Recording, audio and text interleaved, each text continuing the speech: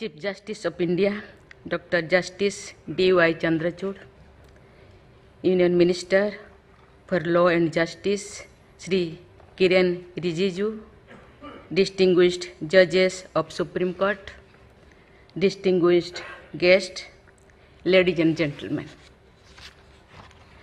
I am glad to be here today on the historic occasion of Constitution Day. On this day, 73 years ago, the Constituent Assembly adopted this document of our collective destiny. We are commemorating today the adoption of the Constitution that has not only guided the journey of the Republic over the decades, but has also inspired several other nations in the drafting of their constitutions. The Constituent Assembly was composed of elected members who represented all the regions and communities of the nation. They included stalwarts of our freedom movement. Thus, their debates and the document they prepared reflect the values and guided the struggle for independence. When we read the names of the members of the Assembly, we are bound to feel a surge of pride. The decades before independence were marked by the unusual number of extraordinary individuals. I sincerely believe that no other place and no other time have produced a galaxy of giants like them. They had their own dreams and ideas, but the characters of this nation. But they were united in their desire to see it freed of shackles. They all made great sacrifices to ensure that the coming generations would breathe the air of a free nation. The first among them all, of course, was the father of the nation. The visionary leadership of Mahatma Gandhi created a generation of great leaders.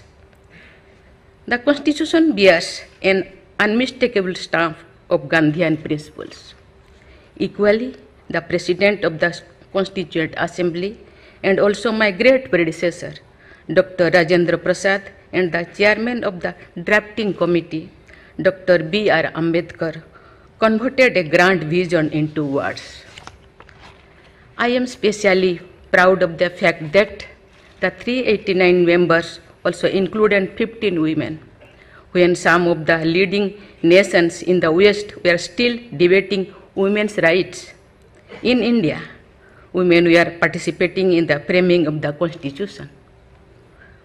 Hansaben Mehta, one of them, also made a critical contribution in the drafting of the Universal Declaration of Human Rights. Sarojini Naidu, Suchita Kripaleni, Durgabai Deshmukh, and other women members were already seasoned campaigners, having dedicated themselves to the freedom movement. Speaking of women, I would like to note that their participation in the public life since independence has shown an upward trend, but there is no reason to be content. I understand the judiciary to strive to enhance gender balance. Ladies and gentlemen, the cornerstone of the Constitution is summed up in its preamble. Its singular focus is on how to increase social good. Its entire edifice rests on justice, liberty, equality, and fraternity. I would like to note here that these four stellar values enshrined in our Constitution have been part of our own timeless heritage. When we speak of justice, we understand it is an ideal and achieving it is not without obstacles. Here, I must mention my immediate predecessor, Sri Ramnath Kovind, who often stressed on the cost of justice. Onus is on all of us to make the process of seeking justice affordable to all. I appreciate the efforts made by the judiciary in this direction. The Legal Aid Society and similar initiatives are worth praising. And so far, individual initiatives to provide legal counseling for free. The question of access often goes beyond cost matters.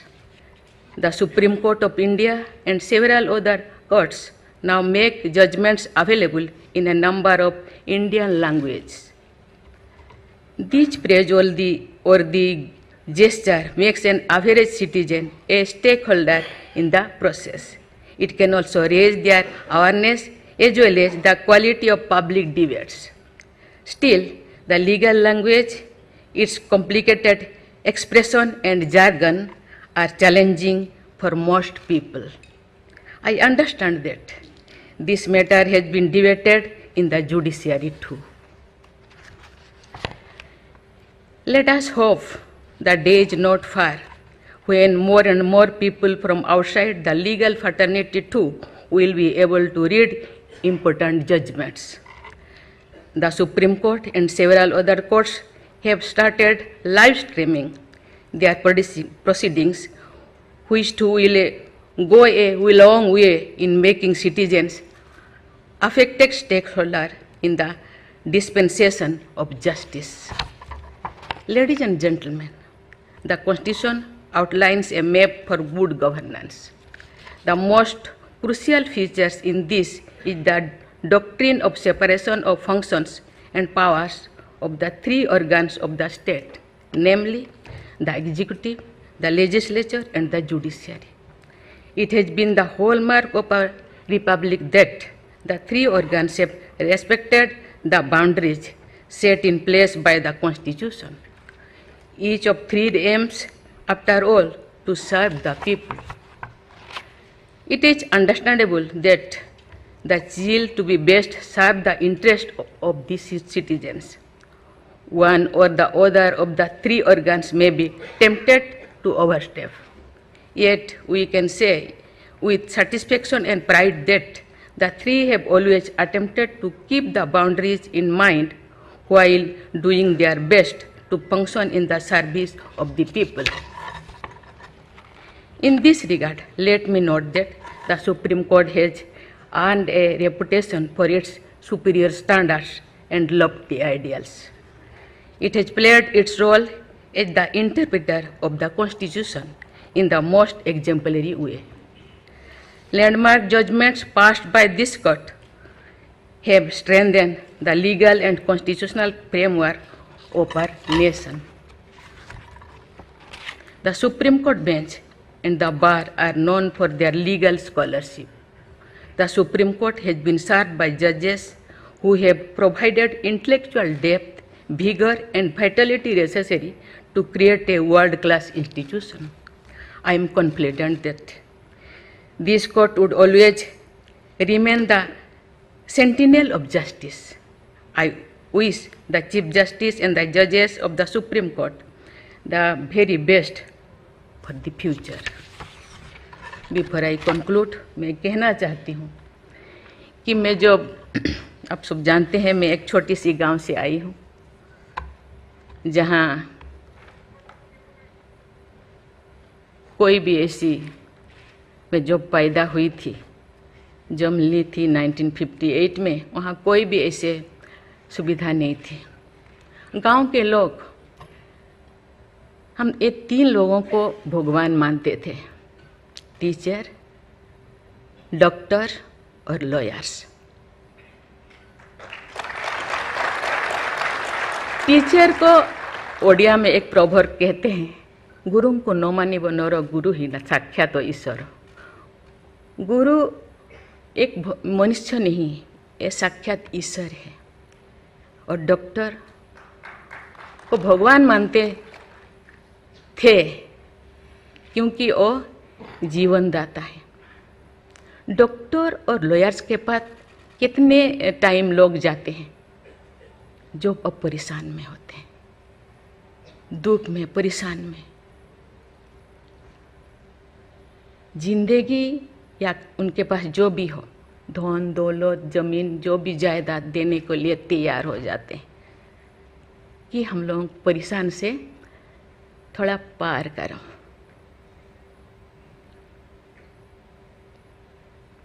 जो मैं MLA बनी तो भाग्य से मुझे home standing committee का chairman बनाया गया। मुझे पूरा राज्य में जितने भी प्रिजन जितने भी जेल था मुझे घूमने को मौका मिला। ऐसे नहीं कि मुझे भेजा गया, मैं जानना चाहती थी वहाँ लोग कौन लोग वहाँ होते हैं, क्या करते हैं, क्या खाते हैं, कैसे जीते हैं, कैसे कैसे परेशानी में क्यों, क्या वो गुनाह किया, क्या क्राइम किया, क्यों यहाँ पड़े हैं।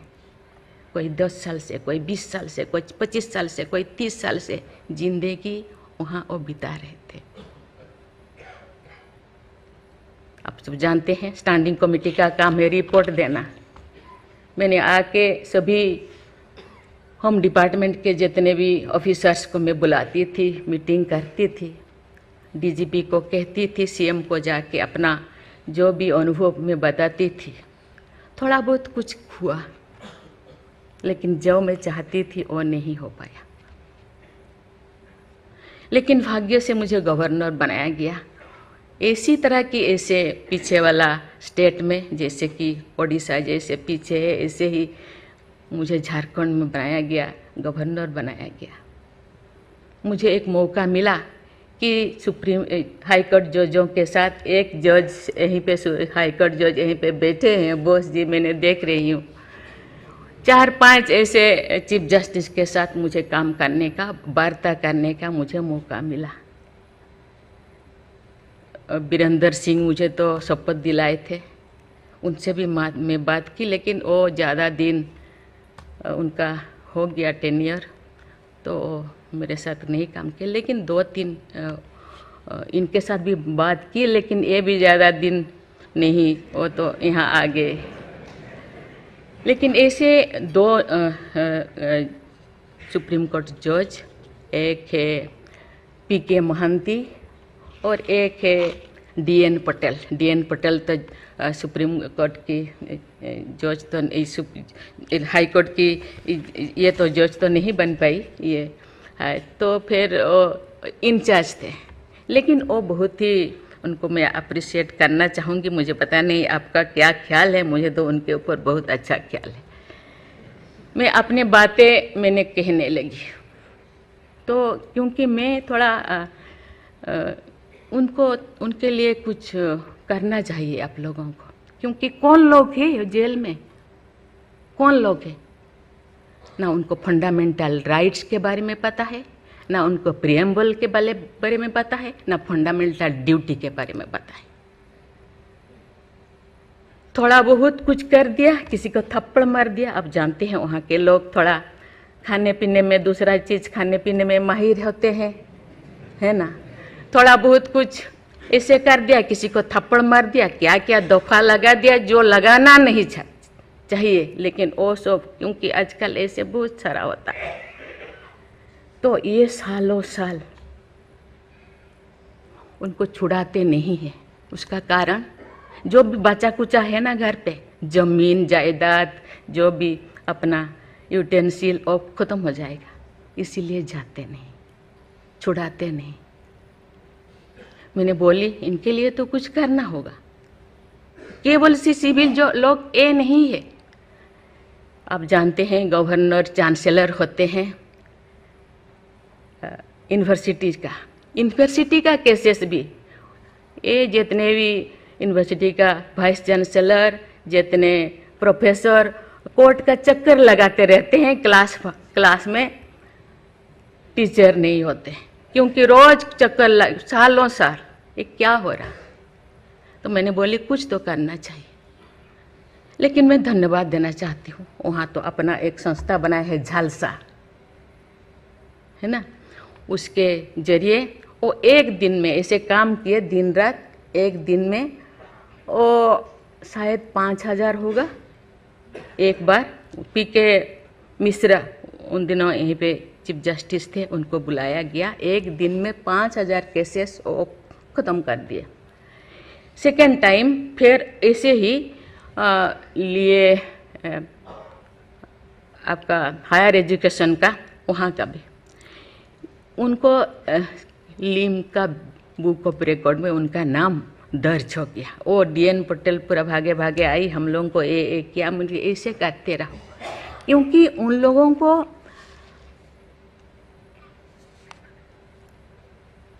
इतने साल गुनाह किया है कि नहीं किया है, ट्रायल पे अभी तो है। मैंने बोली ABCD कुछ करो, A20 ऐसे कैटेगराइज करो, उनका ख़त्म करो। ये सरकार के ऊपर ये बोझा बनते हैं। हम उनको, ये तो अभी तो ह्यूमन राइट्स भी है, आके उनको हम स्किल्ड करा सकते हैं। बाहर भी वो आना नहीं चाहते, क्योंकि बाहर आके समाज उनको बुरा मानेगा। इसलिए मैं इस चीज़ को आपके ऊपर छोड़ रही हूँ, क्योंकि ये क्यों नहीं जाते हैं गांव के लोग छुड़ाने के लिए। बहुत सारे लोग क्या क्या करते हैं पता नहीं, जिंदगी ख़त्म कर देते हैं, लेकिन बाहर में घूमते हैं। इसके लिए आपके ऊपर मैं छोड़ती हूँ, क्योंकि ये जो 3 जो स्तंभ है, 3 जो विंग है, लेजिस्लेचर, एग्जीक्यूटिव और जुडिशियरी, कहीं कहीं जनसाधारण के लिए, देश के लिए, लोगों के लिए, तो कहीं कहीं सबका मन, सबका सोच एक होना चाहिए। चेक एंड बैलेंस तो होना चाहिए, लेकिन कहीं कहीं हम लोगों को एक साथ मिलकर काम करना चाहिए। जैसे जैसे लोग, पहले तो गांव में हर चीज़ ख़त्म होता था, बहुत सारे चीज़ें जी, बहुत सारे सोसाइटीज़ है, बहुत सारी चीज़ें गांव में ही ख़त्म हो रहा है। आज छोटी छोटी बात में लोग जाते हैं, उसको कुछ किया जा सकता है, बैठ के बात करना है। और उसको मुझे लगता है लोगों को, हम लोगों के लिए है, लोगों के द्वारा है, इसीलिए लोगों के लिए सोचना हम लोगों का काम है। आप लोग सब यहाँ जो बैठे हैं, बहुत अनुभवी, बहुत ज्ञानी गुणी जजेस बैठे हैं, आपको सोचना है, हम सबको एक रास्ता और निकालना है। कि कहते हैं आजकल तो और ज़्यादा जेल, बहुत सारे इतने ओवर क्राउडेड हो गए, और सारा बहुत सारे प्रिजन बनाना होगा। अरे हम ये आगे जा रहे हैं, हम विकास की ओर जा रहे हैं, फिर और ज़्यादा जेलें बनाने का ये क्या जरूरत है? कम करना चाहिए।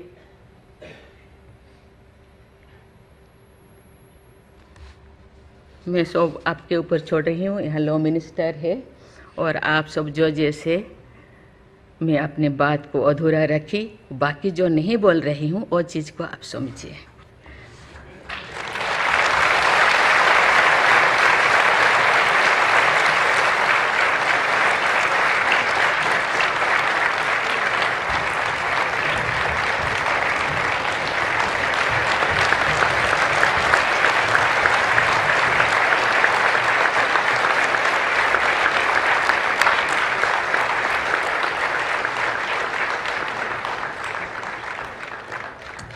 Constitution Day is a day to reaffirm our firm adherence to the constitutional ideals, as these are the ideals that have helped the nation proceed on the path of progress.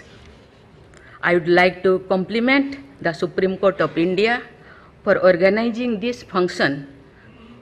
I am grateful to the Chief Justice of India for giving me an opportunity to be here among you today. Thank you. Jai Hind, Jai Bharat.